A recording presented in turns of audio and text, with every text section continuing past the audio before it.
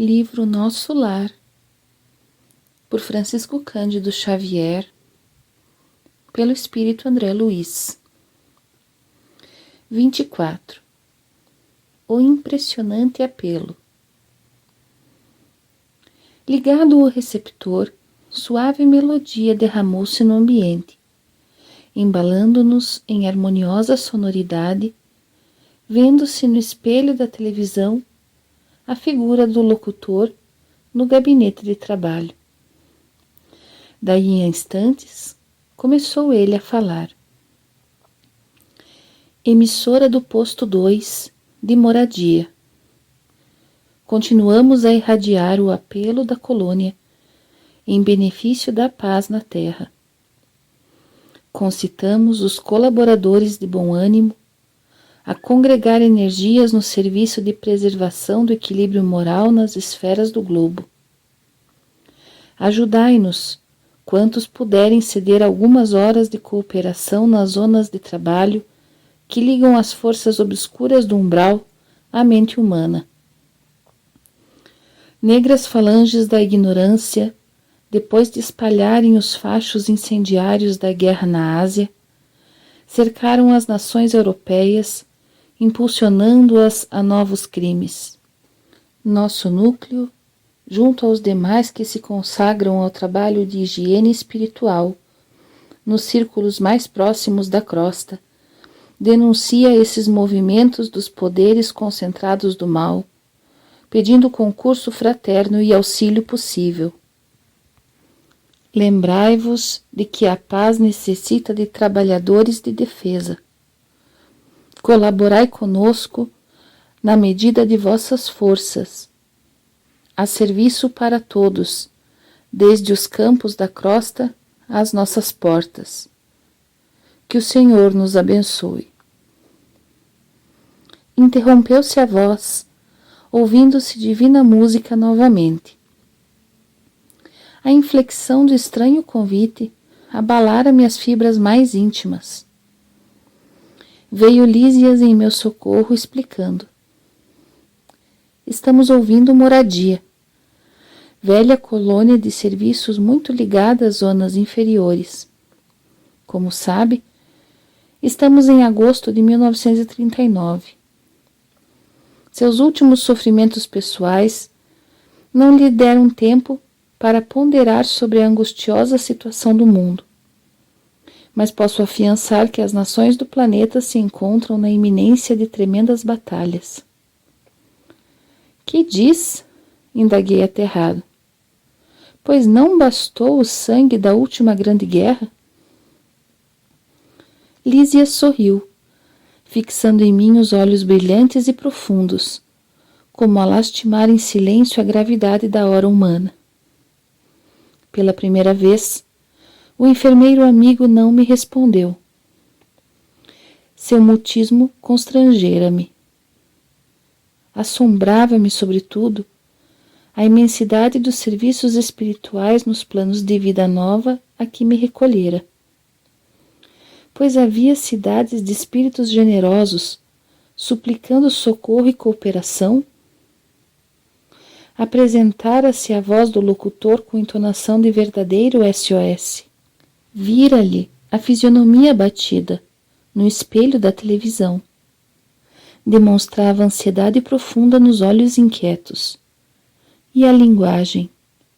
Ouvira-lhe nitidamente o idioma português, claro e correto.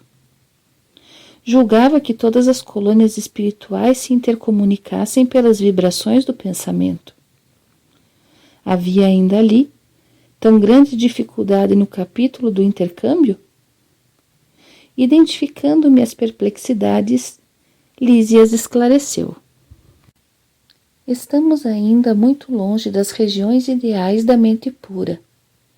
Tal como na Terra, os que se afinam perfeitamente entre si podem permutar pensamentos sem as barreiras idiomáticas. Mas, de modo geral, não podemos prescindir da forma no lato sentido da expressão. Nosso campo de lutas é imensurável. A humanidade terrestre, constituída de milhões de seres, une-se à humanidade invisível do planeta, que integra muitos bilhões de criaturas. Não seria, portanto, possível atingir as zonas aperfeiçoadas logo após a morte do corpo físico. Os patrimônios nacionais e linguísticos remanescem ainda aqui, condicionados a fronteiras psíquicas.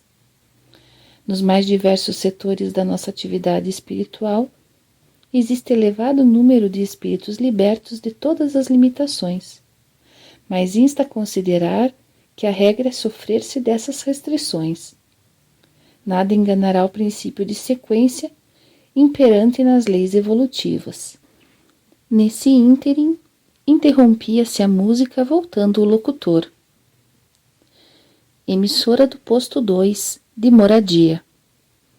Continuamos a irradiar o apelo da colônia em benefício da paz na terra. Nevoeiros pesados amontoam-se ao longo dos céus da Europa.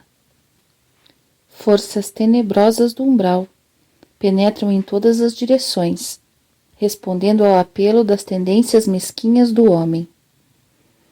Há muitos benfeitores devotados lutando com sacrifícios em favor da concórdia internacional nos gabinetes políticos. Alguns governos, no entanto, se encontram excessivamente centralizados, oferecendo escassas possibilidades à colaboração de natureza espiritual. Sem órgãos de ponderação e conselho desapaixonado, caminham esses países para uma guerra de grandes proporções. Ó irmãos muito amados, dos núcleos superiores, auxiliemos a preservação da tranquilidade humana. Defendamos os séculos de experiência de numerosas pátrias-mães da civilização ocidental. Que o Senhor nos abençoe. Calou-se o locutor e voltaram as cariciosas melodias. O enfermeiro permaneceu em silêncio, que não ousei interromper. Após 5 minutos de harmonia repousante, a mesma voz se fez novamente ouvir. Emissora do posto 2, de Moradia. Continuamos a irradiar o apelo da colônia em benefício da paz na terra. Companheiros e irmãos, invoquemos o amparo das poderosas fraternidades da luz, que presidem aos destinos da América. Cooperai conosco na salvação de milenários patrimônios da evolução terrestre. Marchemos em socorro das coletividades indefesas. Amparemos os corações maternais sufocados de angústia. Nossas energias estão empenhadas em vigoroso duelo com as legiões da ignorância.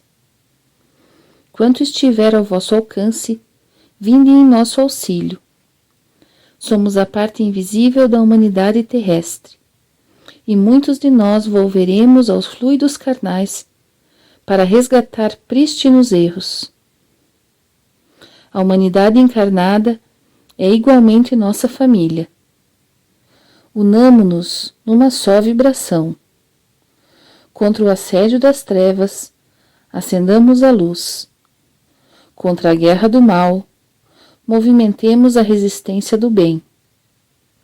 Rios de sangue e lágrimas ameaçam os campos das comunidades europeias. Proclamemos a necessidade do trabalho construtivo, dilatemos nossa fé. Que o Senhor nos abençoe.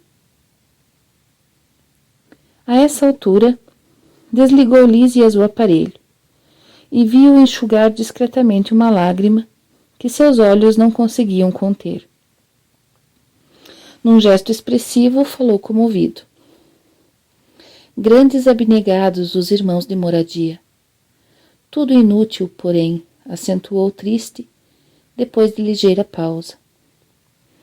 A humanidade terrestre pagará em dias próximos terríveis tributos de sofrimento. Não há, todavia, recurso para conjurar a tremenda catástrofe? Perguntei sensibilizado. Infelizmente, acrescentou Lísias em tom grave e doloroso. A situação geral é muito crítica. Para atender às solicitações de moradia e de outros núcleos que funcionam nas vizinhanças do umbral, reunimos aqui numerosas assembleias, mas o Ministério da União Divina esclareceu que a humanidade carnal, como personalidade coletiva, está nas condições do homem insaciável que devorou o excesso de substâncias no banquete comum. A crise orgânica é inevitável. Nutriram-se várias nações de orgulho criminoso, vaidade e egoísmo feroz. Experimentam agora a necessidade de expelir os venenos letais. Demonstrando, entretanto, o propósito de não prosseguir no amarguroso assunto, Lísias convidou-me a recolher.